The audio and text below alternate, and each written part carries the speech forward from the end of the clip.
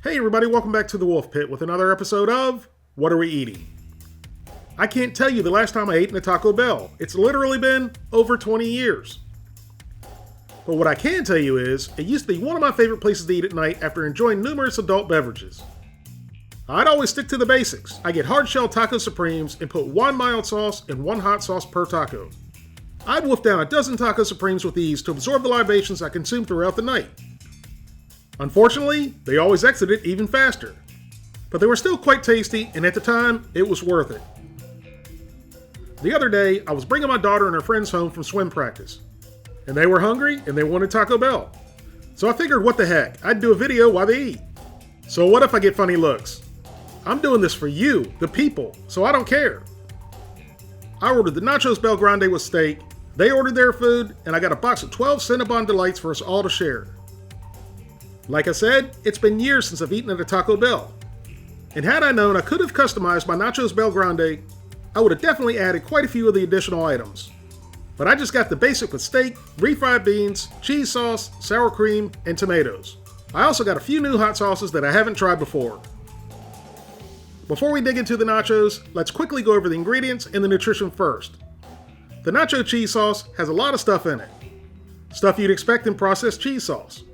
But luckily, it's certified vegetarian for my vegetarian viewers. The nacho chips seem simple enough, but there's an ingredient I've never seen before. Sodium propionate, which is a preservative used to prevent mold. But I also noticed these aren't certified vegetarian. So right off the bat, vegetarians can't enjoy the Nachos Bel Grande. All they can have is a bowl of cheese sauce. Nope, wait a minute, the sour cream is also certified vegetarian. So now, the vegetarians can have a bowl of nacho cheese sauce with sour cream. But now we have vegans and vegetarians' worst nightmare. USDA Select Marinated Grilled Steak. As most of you may already know, Select Grade simply means it's a lower graded cut of meat due to the lack of marbling. It's not necessarily a bad cut other than that. One of the best briskets I've ever cooked to this day was a USDA Select brisket. Finally, we have the tomatoes. Now tell me, I really don't know. Why do they specify that tomatoes are certified vegan? But maybe there really is a reason they specify it. Does it have anything to do with how they grow? Like if they're grown in manure, they can't be vegan or vegetarian? I really don't know, so please school me on it. The Nachos Bel Grande has 760 calories, 38 grams of total fat, 6 grams of saturated fat, no trans fat, 25 milligrams of cholesterol, 1,290 milligrams of sodium, 84 grams of carbohydrates, 13 grams of fiber, 5 grams of sugars, and 19 grams of protein. So now for what I've been waiting for. Let's dig into the nachos and see if they're any good or not. My first chip, I got some cheese sauce and tomato.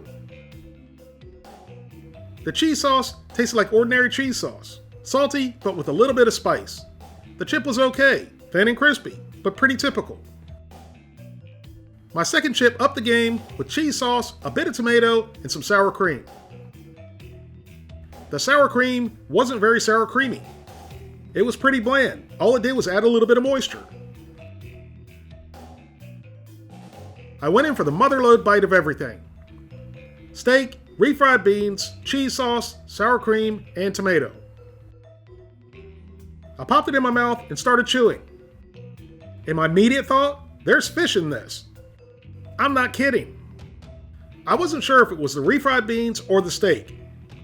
But something was fishy, no doubt about that. I went in for another bite of everything to see if maybe I just got a bad bite of something. Nope, it was the same weird fishy flavor. I had to figure out where the flavor was coming from, and I scooped up just the refried beans.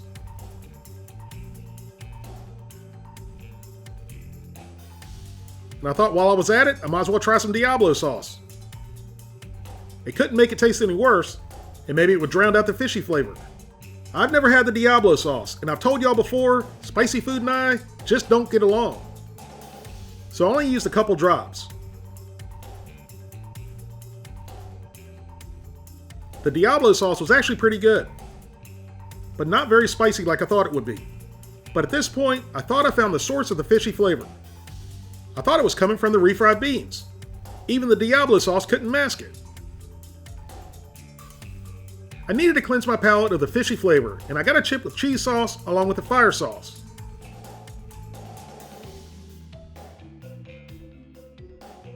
I also thought the fire sauce was good, but again, it wasn't hot, which is good for me. Then I got a piece of steak with the cheese sauce, to hopefully figure out where the fishy flavor was coming from.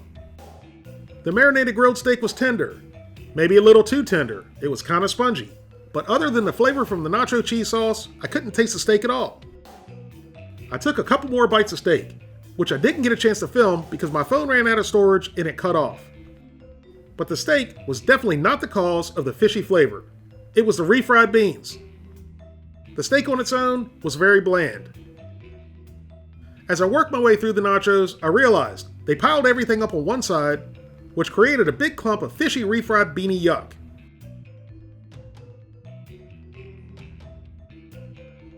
I was going to take one more bite of everything, but I couldn't. I gave up.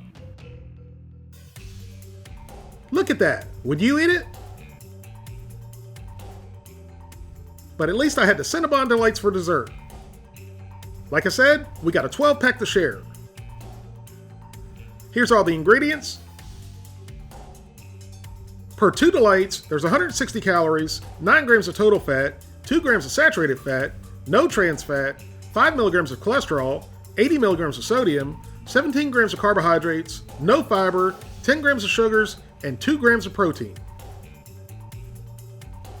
My mouth was like a waterfall before I could even open up the box. They smelled amazing. When I opened up the box, I thought they looked like Dunkin' Donuts Munchkin donut holes. But when I picked it up, it was very light and airy. Nothing like the denser and heavier Munchkins. When I bit into it, it was like biting into air. They were very light. But the icing inside, mixed with the cinnamon and sugar, was delicious. I could really sit back and eat the whole dozen of these in about 30 seconds. I would definitely be in food heaven if I had a nice hot cup of coffee with these. I ate one more and I had to pass these off to the girls. Otherwise, I would have had to order another dozen. For me, these are crack, which is why I can never order them again. I have absolutely no self-control. These would be extremely addictive to me. Even though I should never order these again, I would definitely eat them in a heartbeat, which is why I'm going to give them a 9 out of 10.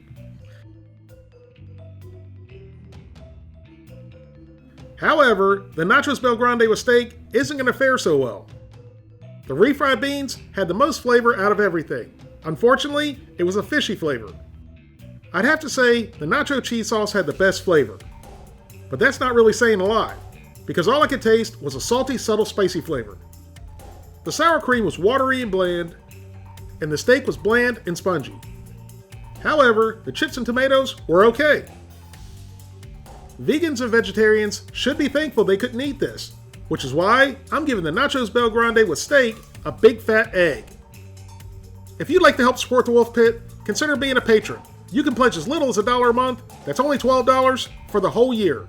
Or you can pledge more, that's up to you. Either way, every little bit's appreciated and helps me produce more high quality videos more often for you, the people. Thank you all very much for watching. Please don't forget to like this video and subscribe, and I'll see you soon.